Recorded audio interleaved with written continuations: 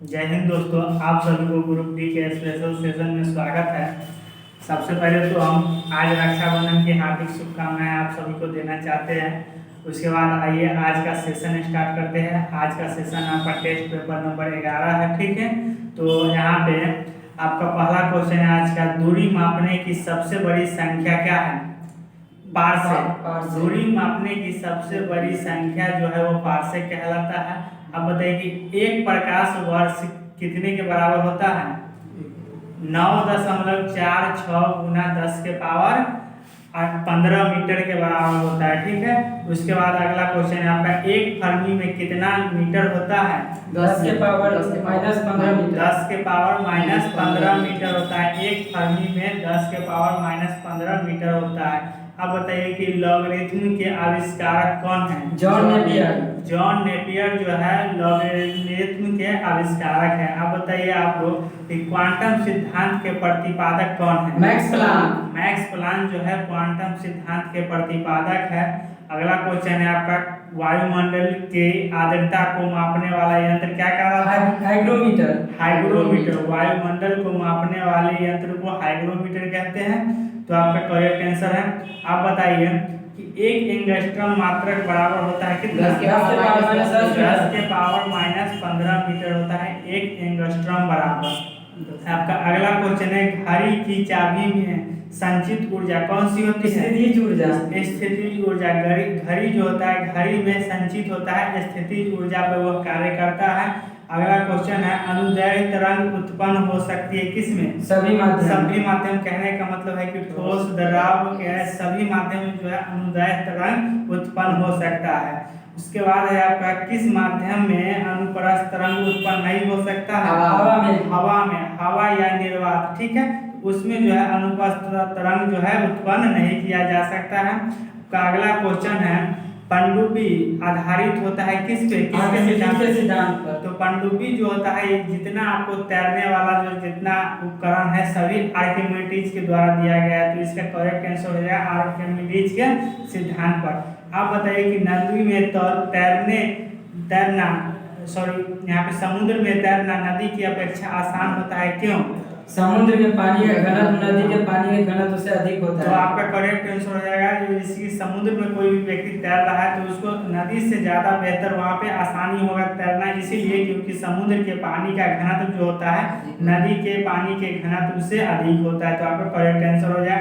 अब आपको बताना है, तरंग अपसरव्य कही जाती है जब उसकी आवृत्ति कितना होता है? 20 हर्ट्ज से कम होता है, तब उसको हम लोग क्या कहते हैं?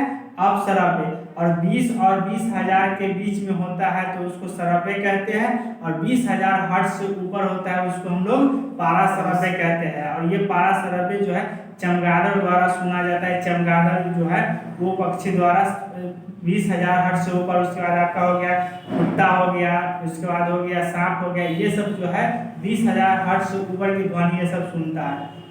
और 20 से लेकर के 20,000, जैसे कि मनुष्य कौन सी ध्वनि सुनती है, तो 20 से लेकर के 20,000 हर्ट्ज तक की ध्वनि मनुष्य सुनता है। आपको अगला क्वेश्चन है, यदि तरंग की लंबाई का मान आधा कर दिया जाए तो ध्वनि का वेग पर क्या प्रभाव पड़ेगा? तो ध्वनि का वेग भी आधा हो जाएगा। यदि अगर हम तरंग की लंबाई को मान आधा कर देते हैं तो ध्वनि की मान भी आधा हो जाएगा। करेक्ट आंसर ये है। उसके बाद बताना है, ध्वनि तरंगे कौन सी तरंग है? तो ध्वनि तरंग जो है अनुदैर्ध्य तरंग है। आपका करेक्ट आंसर हो जाएगा। अब बताना है आपको, गोलीय दर्पण की फोकस दूरी उसकी वक्रता त्रिज्या की कितनी होती है? आधी होता है। गोलीय दर्पण की फोकस दूरी उसकी वक्रता त्रिज्या की आधी होता है। आपका करेक्ट आंसर हो जाए। उसके बाद बताना है, उत्तल दर्पण द्वारा बना प्रतिबिंब कैसा होता है? काल्पनिक और सीधा होता है उत्तल दर्पण द्वारा बना प्रतिबिंब। उसके बाद बताना है आपको, प्रकाश तरंग का उदाहरण कौन है? विद्युत चुंबकीय अनुप्रस्थ तरंग। विद्युत चुंबकीय अनुप्रस्थ तरंग आपका करेक्ट आंसर हो जाएगा। अब आपको बताना है कि E बराबर mc² को प्रतिपादन किसने किया था? आइंस्टीन ने। E बराबर mc² का प्रतिपादन आइंस्टीन ने किया। ये जो है 2018 के क्वेश्चन पूछा गया है ग्रुप डी में, तो आप इसको ध्यान में रखिएगा।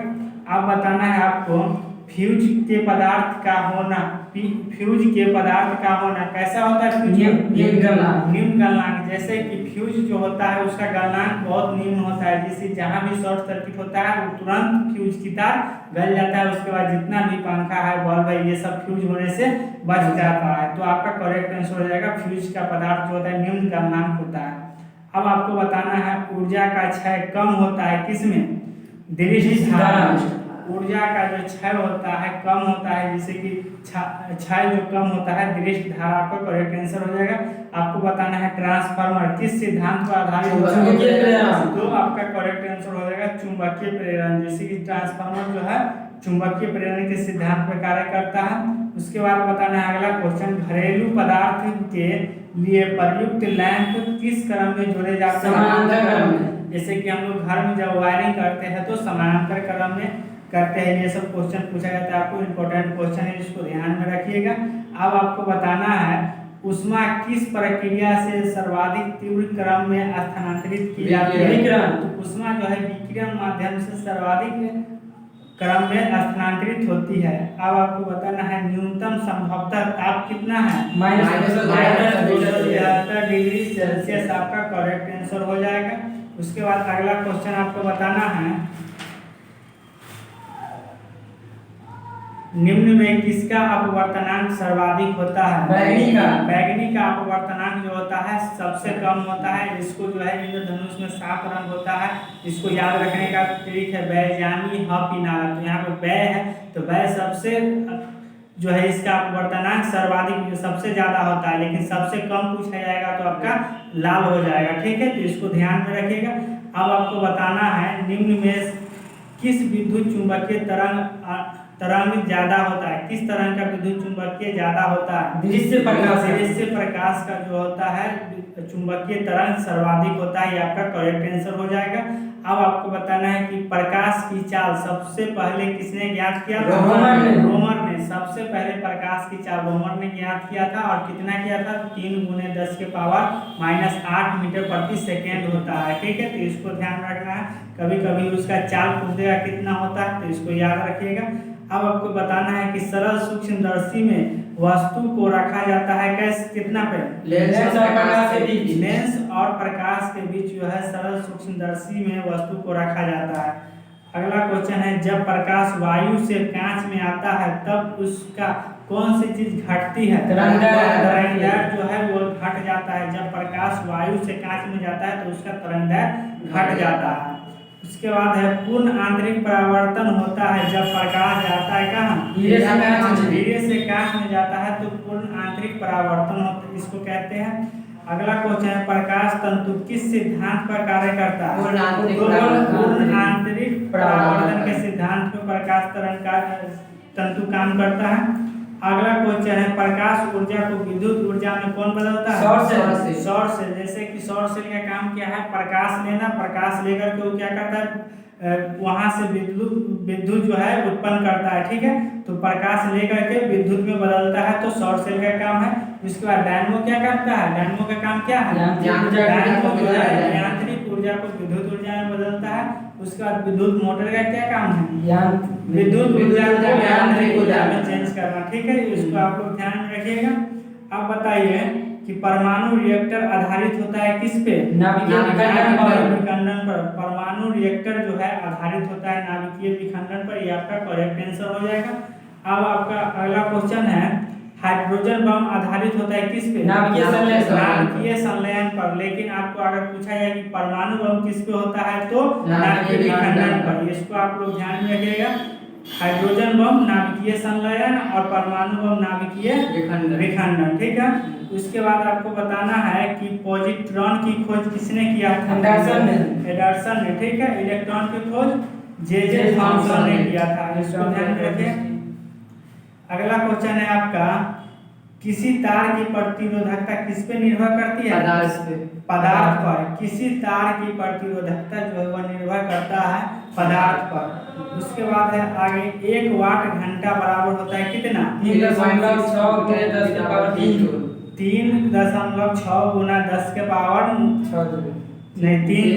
3 जूल होता है। उसके बाद अगला क्वेश्चन है आपका मैक संख्या का उपयोग किसकी चाल निर्धारण के लिए किया जाता है? विमान। तो विमान। मैक संख्या का उपयोग जो किया जाता है वो विमान की चाल को निर्धारित करने के लिए किया जाता है।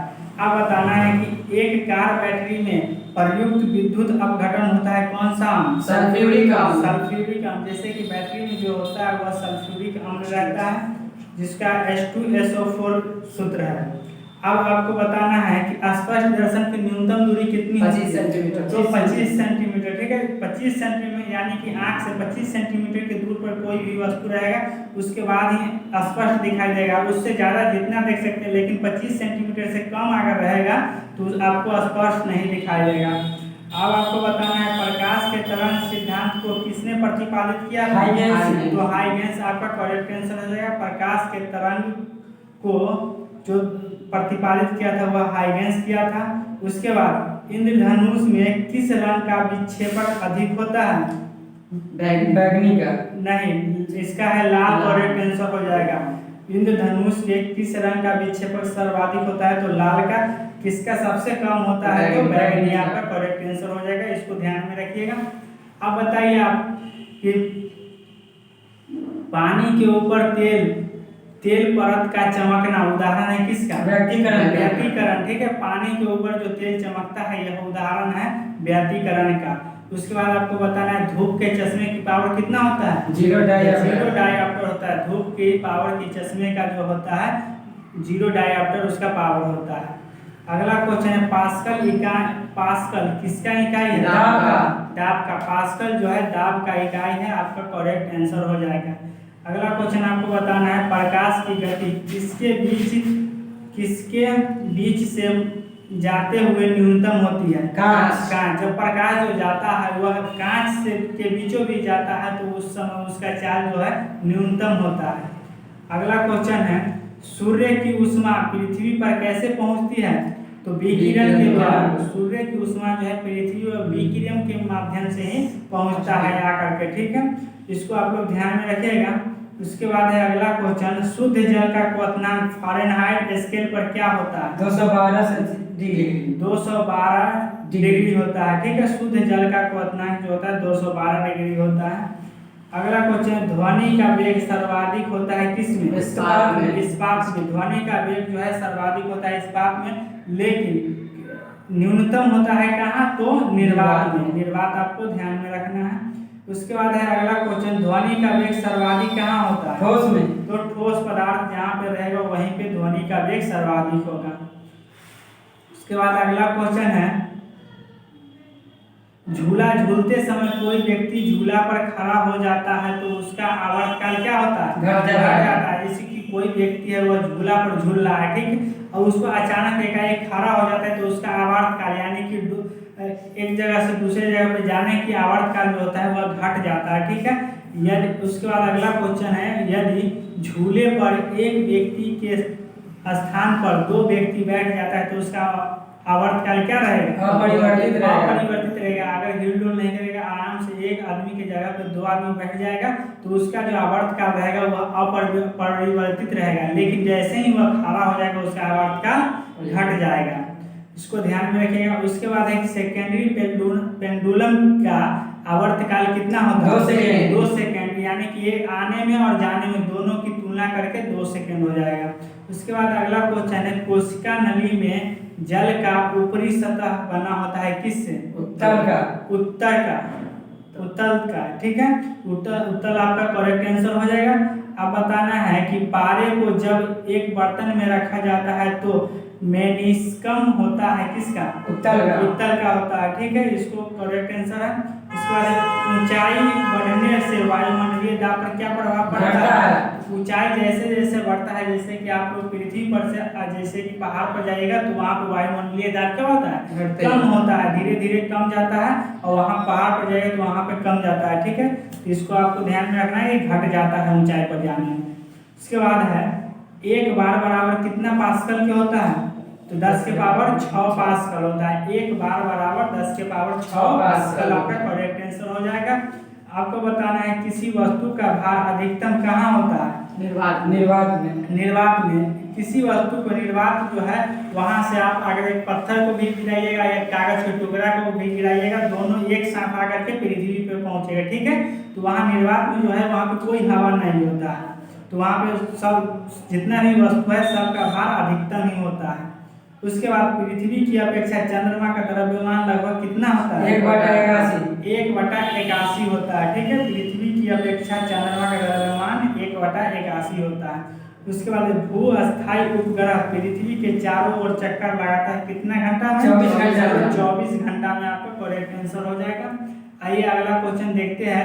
पृथ्वी पर वायुमंडलीय दाब का कारण क्या है? गुरुत्वाकर्षण। गुरुत्वाकर्षण। पृथ्वी पे जो है वायुमंडलीय दाब रहता है तो गुरुत्वाकर्षण के कारण, और जितना भी पदार्थ को हम लोग ऊपर गिरते हैं और वो आगे जाता है फिर पृथ्वी पर ही आ जाता है, तो गुरुत्वाकर्षण के कारण ये पृथ्वी पर वह वस्तु वापस आ जाता है, ठीक है। अब बताना है आपको ग्रहों के गति के नियम को किसने प्रतिपादित किया था? केपलर ने। तो केपलर आपका करेक्ट आंसर हो जाएगा। ग्रहों के गति नियम को प्रतिपादित किया था केपलर, आपका करेक्ट आंसर है। अब आपको बताना है एक जेट इंजन किस सिद्धांत पर कार्य करता है? रैखिक संरक्षण के सिद्धांत पर। जितना न्यूटन के तीसरे गति नियम है, ठीक है। जेट इंजन जैसे कि जितना स्पीड से उसका धुआं पीछे आएगा उतना स्पीड से जेट इंजन आगे जाएगा, ठीक है। तो आपका करेक्ट आंसर हो जाएगा रैखिक संवेग संरक्षण के सिद्धांत पे। अब आपको बताना है वायुमंडल में बादलों के तैरने का कारण क्या है? घनत्व। घनत्व यहाँ पे रहेगा न्यून घनत्व, करेक्ट आंसर हो जाएगा। यहाँ पे सिर्फ घनत्व दिया है तो घनत्व मानेंगे, लेकिन आपको दे देगा वायुमंडल में बादलों का तैरने का कारण क्या है, तो उच्च घनत्व, न्यून घनत्व, ऐसे भी ऑप्शन दे सकता है। तो आपको वहाँ पे क्या मानना है? न्यून घनत्व के कारण ही वायुमंडल में बादल तैरते रहता है। आपको अगला क्वेश्चन बताना है पारे का तापमापी किस ताप तक प्रयुक्त हो सकता है? 360 डिग्री सेल्सियस। तो 360 डिग्री सेल्सियस आपका करेक्ट आंसर हो जाएगा। अगला क्वेश्चन है प्रिज्म द्वारा किस रंग का विचलन अधिकतम होता है? बैगनी का। तो बैगनी रंग जो है उसका विचलन, वह जो है प्रिज्म से सातों रंग गुजारा जाता है तो सबसे ज्यादा जो विचलन होता है वह बैगनी रंग होता है। आपका करेक्ट आंसर हो जाएगा बैगनी रंग, इसको याद रखिएगा। अब बताना है किस गैस में उत्पन्न ध्वनि तरंग सदैव होती है? अनुदैर्ध्य। अनुदैर्ध्य आपका करेक्ट आंसर हो जाएगा। अब आपको बताना है कि कौन सा कण सबसे अधिक अस्थायी होता है? न्यूट्रॉन। न्यूट्रॉन जो है सबसे अस्थायी कण होता है। उसके बाद एंगस्ट्रॉम क्या मापता है? प्रकाश तरंगदैर्ध्य। प्रकाश तरंगदैर्ध्य जो है एंगस्ट्रॉम मापता है, ठीक है। उसके बाद अगला क्वेश्चन है श्यानता गुणांक का एसआई मात्रक क्या होता है? पॉइंट। श्यानता गुणांक का एसआई मात्रक पॉइंट होता है। उसके बाद एक फैथम बराबर कितना फीट होता है? 6 मीटर। 6 फीट होता है। एक फैथम बराबर जो होता है वह 6 फीट होता है। उसके बाद आपको बताना है टाइपराइटर के आविष्कारक कौन है? टाइपराइटर के आविष्कारक कौन है? सोल्स। तो टाइपराइटर के आविष्कारक सोल्स आपका करेक्ट आंसर हो जाएगा। उसके बाद अगला क्वेश्चन है मैनोमीटर के द्वारा किसकी माप की जाती है? गैसों का दाब। स्फेगमोमैनोमीटर जो होता है उससे गैस की दाब को मापते हैं। उसके बाद आपको बताना है अगला क्वेश्चन वस्तु की मात्रा बदलने पर अपरिवर्तित रहता है, मतलब कौन चीज नहीं बदलता है वस्तु की मात्रा? घनत्व जो है नहीं बदलता, वस्तु की मात्रा को बदल दे लेकिन उसका जो है घनत्व अपरिवर्तित रहता है। तो आपका करेक्ट आंसर घनत्व हो जाएगा। उसके बाद आपको बताना है केल्विन मान में मानव शरीर का सामान्य ताप कितना होता है? 310 केल्विन। सेल्सियस में पूछे तो कितना? 37 डिग्री सेल्सियस। फ़ारेनहाइट में पूछे तो 98.6 डिग्री फ़ारेनहाइट। आपका करेक्ट आंसर हो जाएगा। उसके बाद है पारा जमता है कितना पर? -40 डिग्री सेल्सियस पर क्या होता है? पारा जो है जम जाता है। ये जो है द्रव अवस्था में पाए जाने वाला धातु है, ठीक है। वही अगर पूछा जाए कि द्रव अवस्था में पाया जाने वाला अधातु कौन है तो क्या होगा इसका आंसर? ब्रोमीन। द्रव अवस्था में पाया जाने वाला धातु पारा और अधातु द्रव अवस्था में पाया जाने वाला तो ब्रोमीन। आपका करेक्ट आंसर हो जाएगा। अब बताना है आपको उच्च तापक्रम को मापने का यंत्र क्या है? पायरोमीटर। पायरोमीटर। उच्च तापक्रम मापने का यंत्र क्या है? पायरोमीटर। आपका करेक्ट आंसर हो जाएगा। धन्यवाद। आज का सेशन समाप्त होता है, फिर मिलते हैं अगले वीडियो में। जय हिंद, जय भारत।